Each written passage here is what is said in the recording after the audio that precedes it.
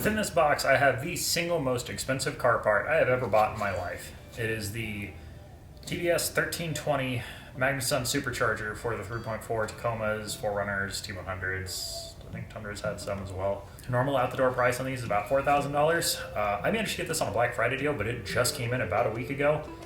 I got it for $3,600. However, things that I'll go over here in just a little bit in this video, you should know is even if you get a good deal on it like that, they're supporting mods that are needed for this supercharger specifically that are not needed for the previous generations. But what I'm going to do is I'm going to go ahead and get this thing unboxed, get everything that's in the box spread out, and kind of go over all the parts and pieces of it. Within the box, this is everything that it comes with. Basically to get it installed in the truck. It's not going to run well, and I'll get up to that. So everything that comes in the box. Magnuson supercharger, this is the TVS 1320. As I said before, this is the brand new offering from Magnuson. It has, I believe, there are like 4 or 5 lobe rotors within it. Has all these different additions to it that just make it a superior supercharger to all of the previous models. You can read about it on their website. One of the things that they offer on there is like 40%, 50% more horsepower or something, which is insane, especially for what is mostly just a bolt-on and go kind of modification. You're going to have the supercharger. You're going to have the Gates belt that comes with it. Part number is going to be K040630. There's also a number under it that is 4PK1601, just in case you're looking for this later, or in case I need another one in the future and I get rid of this little box thing, because I'll probably lose it even if I keep it. Also, you get these rubber hoses that are going to be basically, I believe, for like all the vacuum lines and everything. I haven't really got into installing it yet, so I don't know. Bracketry for your throttle cables and everything going up here. An insanely long bolt that's going to go through here for bolting this guy down onto your valley cover. And then just some other little odds and ends hardware here, and some vacuum caps, it looks like, and then T-fitting, stuff like that. And also you're going to get this box here that's going to have hardware for your tensioner, the bracket for your tensioner, the tensioner itself. Also in here you are going to have this bag that's going to have all your instructions. Within that you have a license plate bracket, just says supercharged by Magnuson. Stickers, definitely important. For your sticker bound board, for your truck, wherever you want to put them, you get stickers. You get 2 of them. Let's see, you're also going to get this pair of stickers here, which probably go on your gas door. This is just reminding you to only use premium fuel with this. You're going to get another sticker showing the locations for all the belts and everything. The single gasket that comes with this thing is for right here. It is for the throttle body. You use the stock throttle body. If you're not familiar with how these work, bolts onto the stock plenum, stock throttle body goes on there, stock everything else. It basically just replaces the intake plenum, which is pretty cool. And then you are going to get this little cutout guide here. This is going to be for the timing cover. Because the nose cone sticks out here a good bit, it's going to kind of go where your timing cover is. You have to trim off the top, like flared edge on the top. This is the installation book for the supercharger itself. I don't know how many times they put it in here, but they really want to remind you it needs premium fuel. So it has a note here, it has a note on the back, obviously comes with the stickers. I'm assuming, I haven't gone all the way through this thing, I've kind of just skimmed through it, but I guarantee there's like extra steps in here saying make sure you're running premium. One thing I read online, or it might have been from the website, I can't remember where, I heard to run a full tank of premium through your system first, fill it up again, then install the supercharger, then you're good to go. So don't go 85 octane to 91, like run it out and then go to 91 and then throw in the supercharger. Apparently that's not supposed to be done. I'm probably not going to do that much on there. I'm probably going to let it run like half tank down on 91 once I can finally drive this thing again, and then probably throw in the premium and then throw in the supercharger finally. Super detailed guide though. It shows you everything step by step. When I go to do the install, I am not going to be this in depth. I'm not going to show you every single little thing that needs to get done. I'm just going to go over like all the major parts. So as I mentioned before, there are a couple things that are missing with the supercharger when you buy it. There's one major thing that really needs to be added to this kit, and I don't understand why they wouldn't add this in, and that is the gasket that goes in between the intake valley cover. Goes in between the intake valley cover and the supercharger itself. Supporting mods that have to be done in order to run this thing. You can run the 7th injector mod, which basically just goes back here where the EGR block-off plate is, and it basically just takes the place of the EGR block-off plate or EGR, which most of the time these don't have EGRs, I think, unless it's a California model. But yeah, it just goes right back there. gives you extra fueling. They have, I believe, maps already for this guy, and then like smaller pulleys and all that, but I didn't want to get into all that quite yet. I probably will in the future. So for now, what I did to basically make this an OEM install is you need 3 major components. First one is going to be spark plugs. These are Denso spark plugs. These are the IK22 spark plugs. These are, I believe, 2 steps colder than stock. You will need an AEM or equivalent high flow fuel pump. This is obviously AEM one. I already put it in the tank. Cool thing is, I don't know if it was just mine, because I did have to swap this guy out after, because I actually had one of these in before when I had my 2JZ in this truck. Then when I pulled that, I got a Bosch filter that's actually sitting in here now. And then when I plugged it back in there, it just so happened the AEM pump and the Bosch one use the exact same plug, so I'm assuming it's universal across the board. Probably the most important part of this that no one talks about until I already ordered this thing, and it was like, basically I was already a month and a half into waiting for it. I read on one of the Facebook groups saying you need to get a fuel management unit from Vortec, which is going to be a 3-to-1 ratio, increasing your fuel pressure to basically, I think, add like 100 cc's or something to your fuel injectors, even though they're like the stock injectors. So you have to buy this guy from Vortec. It's called the fuel management, we'll just call it the fuel management unit. These guys are going to go on your stock return lines, and then this guy just goes this guy here, so it's going to be monitoring boost. Seriously, look into these. Just know if you're paying $4,000 for this supercharger, it does not stop there. Like almost anything else car related, you're gonna have to buy more. You're gonna have to buy more supporting mods. I wish I would have known it before, because I probably would have just got a TRE black, like one of the 2nd gen superchargers. Didn't want the gray just because they're so like old, but like the black ones are still made till recently, and they make good boost and good power and everything, so it would have been a good alternative to this, but I'm happy with this now. We have it on hand. I have all the supporting mods now. I just need my truck to be running so that way I can actually get onto installing this.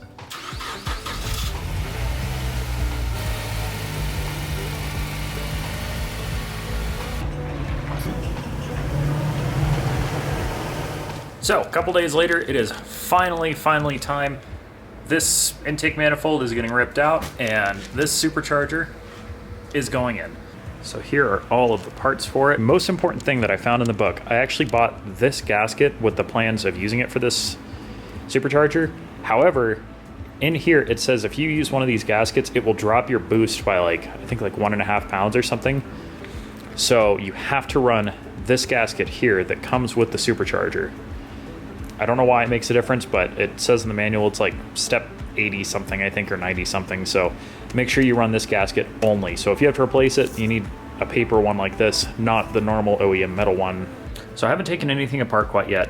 However, one thing I've noticed is that this manual is very, very in-depth, basically telling you everything right down to like which hose clamps to like loosen to which extent.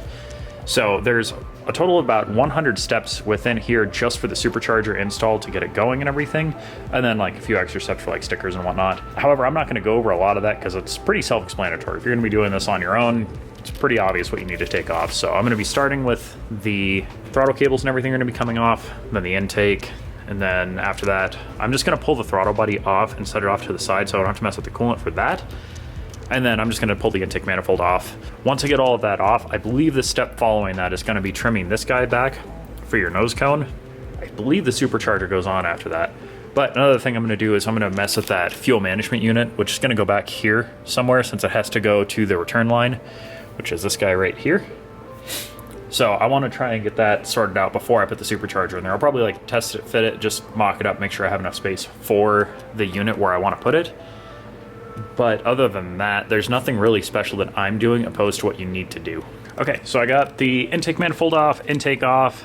So everything is super simple here. The only thing that kind of got me a little bit was like hidden bolts for the return line on the fuel system. Other than that though, it's actually pretty easy to get everything off, which it's not my first time doing it, so it makes sense. I tried to keep as many vacuum lines in place as I could, so pretty much if they came off the intake manifold, it meant that they were not going to be reused at all, which I think was only like one. Yeah, it's just the ones that go basically from the intake manifold to like the crossover pipe on top. Everything else is pretty easy to find, so I'm not too worried about it. Throttle body I just flopped off to the side. It was easy enough to move. And then this guy I just have like tied up back underneath the ABS. Probably my next step though is I'm going to cover up these guys here. Probably modify this, get the cutout done on there, And then my next thing is going to be to test fit the supercharger, see how it fits in here, and see how I can get the fuel management unit to go on the firewall and just kind of start mocking that up. And then from there, I'll either do the belts before that or I'll do them right afterwards. I'm not sure yet. Okay, and now for probably the hardest or worst part, however you want to say it, of this project, which is going to be taking this guy, cutting this out, and then taking this little template on here and putting it on here to cut this guy out. Okay, so I got it all cut out and everything. I test fit it. So now the next thing you got to do is we have to fold all of these on the lines. In case you're hesitating to do this, all the lines are all going to fold back. So it's just going to follow this edge, this edge, this edge, and then also this one here. But then we're just going to make the cut, and it should be all set. So that's all folded up, ready to go. So we're going to shove her on here. So instead of just leaving this on here and cutting it, I'm just going to draw a line, kind of trace where it's at, and then I have a perfect line right around here, so I can go ahead and get that thing cut.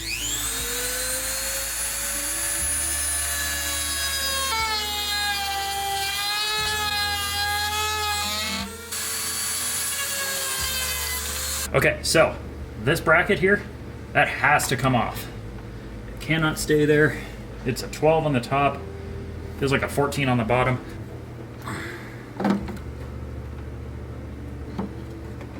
So this is a piece in question. Fuel management unit. This is going to be kind of tricky to fit in there, I think. Obviously, I could mount it up here. And I think this is probably going to be the best spot here. In the meantime, knock the fan portion out and get all the belts off, so it's just the alternator that needs to be messed with. And then I'll film how to do the alternator bracket and all of that. And I'm also going to look at the instructions and see what they recommend for some of these placements here, since I'm not really too sure at this moment what the best routing would be. So I have the AC belt off. It is the shortest. Then the power steering belt is right above that guy. Actually, I'll show you this stack. So it goes power steering belt first, then AC, then the alternator belt, which of course is the one you need for the supercharger, so you have to take everything apart to get to it, which is fine, because I discovered that these are pretty bad, and actually my alternator belt was probably on the verge of snapping, because there's a lot of cracks in this guy. So that guy is going to go into the trash. And then we have our brand new Gates belt, which before I get everything installed, I am going to go down and get 2 new belts, because might as well. I'm already in here, and I don't really want to take everything back apart again just to have to replace 2 belts I could have done anyway. So next step that we have to do is going to be getting this bracket on, and then the tensioner. Once these guys are on, everything can get reassembled on the front end of the truck. I'm going to go kind of dig through the directions a little bit, get a rundown of everything, and then I'll relay it to you, so that way you don't have to look into it as much, or you kind of know what you're getting into. So I have everything ready to go on here. I'll point out the bolt holes you have to work on in the engine block to mount this bracket. I don't really like one aspect on here though. I might go to Ace or something, or if I could find some hardware around here, replace it. Going through this into the bracket, look how many threads stick out. Like there's virtually none. I think it's like 2, 3, 4, 5, probably like 4 threads that are going to engage on there, versus this top one where there's like, you know, a decent amount. And that is all the way in there. It is a countersunk bolt, but this guy is not, and that's all you get. So I really would like to have about, I don't want to say twice as many threads, but probably close to twice as many threads. Don't know if it would strip out, but I don't know if it would not. These are supposed to be Loctited as well, blue Loctite, and then I will show you where these need to go in there. I'm gonna probably have to shoot some brake clean in there, because I did have to use some pin oil in order to get these threads cleaned out, because they're not used on the factory setup. So this page right here is showing the bolt holes you have to work with.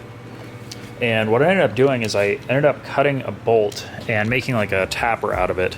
So if you take a bolt, so if you make a cut there like that with an angle grinder, you can basically use it as a tap without having to be as aggressive as a tap. These are the bolt holes here. So it's that one that the light's shining on. It's a 10125, and then you have one further up here on the head, which is also a 10125. They're not too bad to clear out. The top one here is easier than the bottom one. The bottom one took some encouragement. That is where that bracket's gonna go. Okay, so I just got back from a couple stops. I got new belts, needed those, obviously. And then I also picked up a longer bolt. So this is from Ace. The part number is 37439-D. It was $7. And you can see the length on the bolt is a good bit longer. It's about probably twice the threads going through there now as it was before, which makes me really happy because I did not trust that previous one to bolt this thing down and then torque it to, I think it's like 40 foot-pounds or something. Yeah, see how much more threads are on there? That's much, much better, much more trustworthy. I'm happy I did that. For $7, it's worth it. It is about the same grade, it's a little bit higher, but it won't matter, it'll be perfect. So next thing is gonna be to Loctite these bolts, bolt that guy onto the block, and then probably pull the supercharger back off, get all my lines sorted out, and then we're well on the way to getting done with this. Okay, so I have the bracket in there now. So bracket's in, right behind the dipstick tube here. You do have to unbolt it. Right behind the bracket, you're gonna have a little tab for your wire harness for where that goes down to the crank sensor. You're gonna need to put that on first. It is in the directions, put it on there first. I thought I could get away with doing it afterwards. You cannot. This completely blocks it. So this top bolt is torqued to spec now. It is torqued down to 25 foot-pounds. So this guy is torqued down to 25 foot-pounds. It is a 6mm Allen key. As far as the main bolt down here, we don't put that one on yet. We actually have to route the belt on there first, and then we're gonna put the tensioner over where that is, and then we're gonna torque down the bolt. So all this will get done before the supercharger is actually supposed to be mounted on here. So this guy technically shouldn't be here, but again, I just wanted to test fit it and see how it fits and check clearances and whatnot. So next step is going to be getting this whole assembly done, and then I will be able to assemble the whole front of the truck then again. So get all the other bolts on, and then we'll work on this top portion here. I think once we get into like the whole mess of vacuum lines and everything, I think this should go very, very fast. I believe this is probably, hopefully, the most time-consuming part.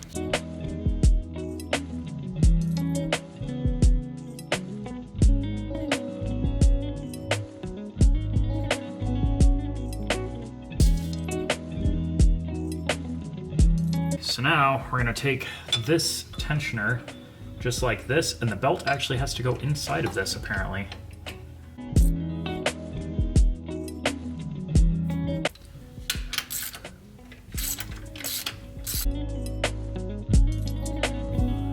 All right, next step. Once this is in place, you're gonna take this and you're gonna take this to 40 foot-pounds. So, tensioner assembly is all good to go. It is ready. Belt is in its like halfway home, I guess. So now we just gotta worry about doing like the AC belt, power steering belt, put the clutch fan and clutch back on, and then proceed at the top. Okay, spark plugs are in, fuel injectors are in, and the tensioner is all good to go. The next thing that we had to install is this little one-way valve here for the IAC. It's gonna be this step here, step 59. And I'm just gonna say that it has to go in the middle here, and then there's a little tiny arrow on there. It's gonna be pointing away from the throttle body. So I ended up running out of time last night before I could get everything taken care of. And then also my battery died before I could get the actual supercharger going on film, so go figure. And then on top of that, since the truck is down, it snowed like 6 inches, so it is what it is. But I did get a little bit more progress done. We got the supercharger on. Throttle body still needs to be attached and everything. Still trying to figure out some line route work for these guys for like my catch can and whatnot. Catch can's gonna go right here, I believe, which is also where the OBD2 scanner goes. So I should be able to make the two work together as far as like mounting goes. And then this bracket did end up getting used. It gives you like a little spacer bolt here. So I'll kind of go over some of these torque specs and whatnot. So this image right here kind of caused a little bit of confusion. So it's saying that you need to use these two bolts and not the OEM ones. These are actually silver, and they have a 10mm head on them, even though they are M8s instead of M6s. So just something to kind of look for on that, because I looked for them for a little bit longer than I probably should have, trying to figure out which ones they were. But yeah, that's what it is. They're just a couple silver bolts, which they are sitting right there. That's those guys, and then you use the OEM nuts for the front and the back, and then you use a really, really long bolt that goes from right here all the way down to there. Torque spec for all of those guys is going to be 15 foot-pounds, all 5 locations. And then you also have to use blue Loctite on everything. So the brace that we put on there is going to be tightened down afterwards, and it is going to also go to 15 foot-pounds. I couldn't reach in there to actually torque it, so I ended up just tightening it until I was comfortable. The other thing you have to do that is kind of odd is these studs that come off of your stock intake manifold. You actually have to take those off there and then put them on here. But if you use the double nut method, it's actually pretty easy. Mine were not hard to get out at all. Like, I barely even tightened these down and they were coming right off.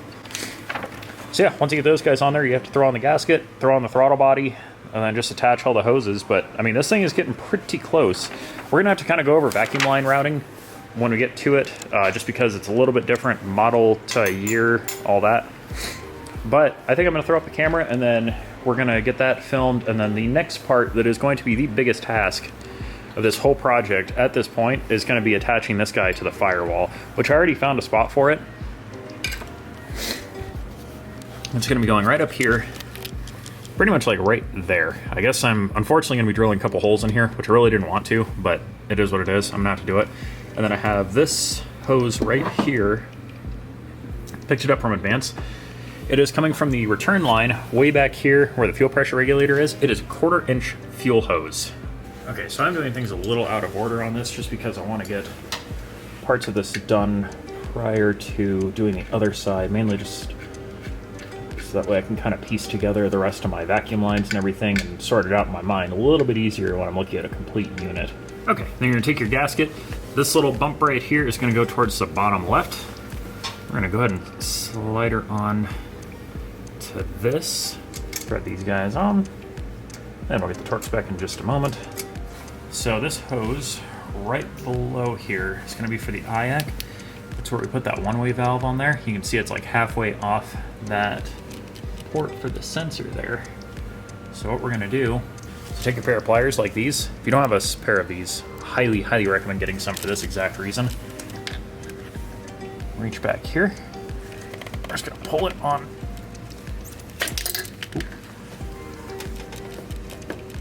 There it is. You can kind of feel it snap into place. It's a tight fit, but it's not like a new hose kind of fit.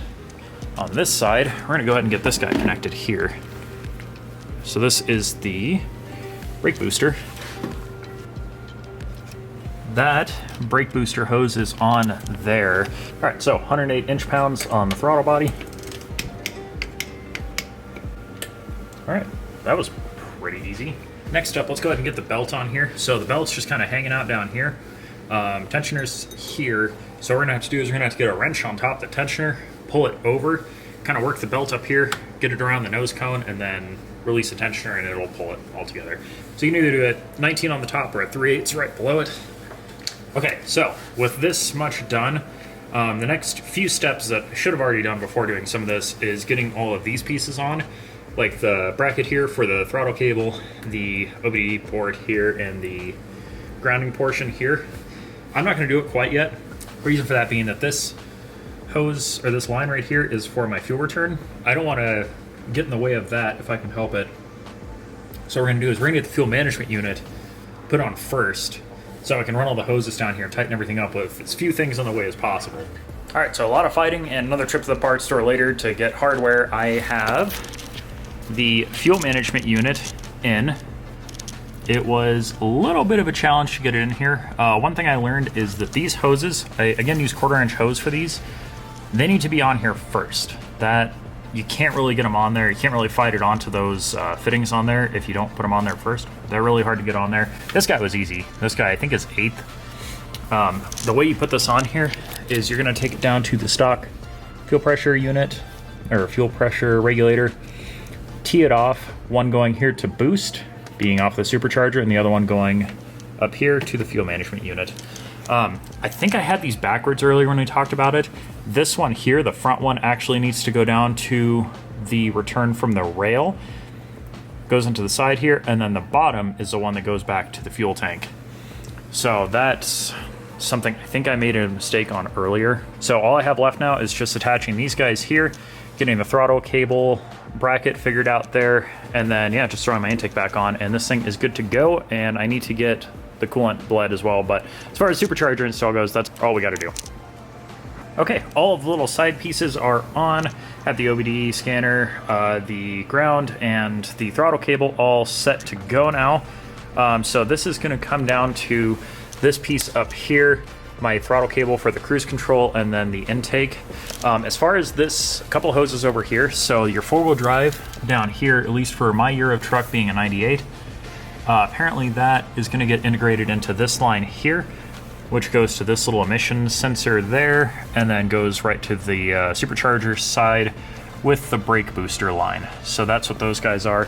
The long one going from here still goes all the way over here. I just routed it behind the cover so it looked cleaner, and that's where it goes. So it still goes into the factory location. I have not done the dipstick quite yet. That's up next on my list after the throttle cable, just that way it's kind of out of my way.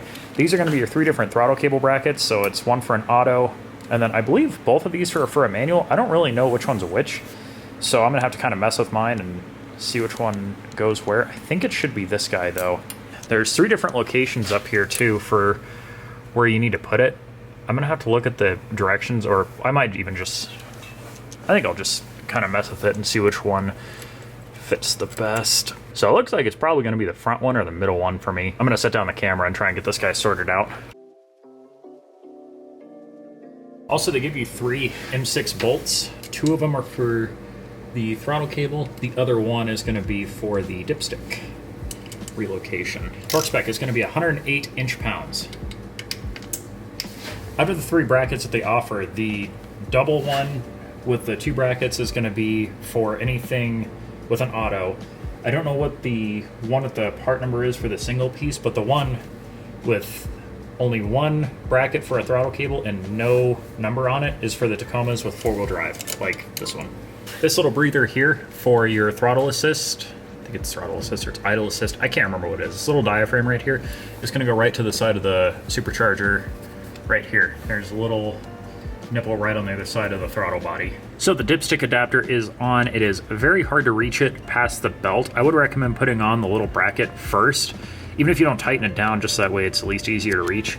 So it's the factory bolt going here, and then the shiny new bolt that they add in there for right here. And then just, of course, make sure that this guy's pushed all the way down at the bottom so that we have a proper seal. Other than that, though, this thing is pretty much done. And, of course, before the project's done, we got 2 stickers to throw on. This one's for the belt routing. I put that on there crooked. That's okay. The other one's gonna go right there. We're gonna start by checking for fuel leaks just by turning the ignition on and off a couple times. It should run the pump, but actually it might be different on this truck now that I'm thinking about it. And then once that's good to go, I'm gonna go ahead and fire it up, make sure it starts up okay, and then, yeah, we just gotta bleed the coolant and should be able to drive this thing maybe today, maybe tomorrow. I guess you can't check for fuel leaks when you're just turning the key. The pump doesn't run from what I'm hearing and from what I think I remember reading until the key is either cranking or until the truck is physically running. I think it cranks and that turns on the fuel pump, and then I think the ECU tells it to run full time. So, not a big deal either way. What I'll do is we'll just turn it on, run it for a second, shut it off, and then we'll check for fuel leaks then. Other than that, this thing is ready to go, so we'll get her started up. I have my radiator cap off too, just that way I can bleed the coolant and not, you know, have it pressurized before I want it to. But let's get a first start on it.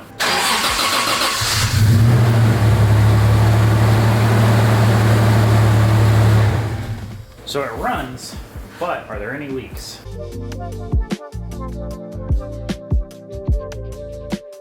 Looks like we're good on fuel leaks, so I think it's time to throw the coolant funnel on here, let it start doing its bleeding process, and then kind of let it get engaged and know what's going on with the supercharger.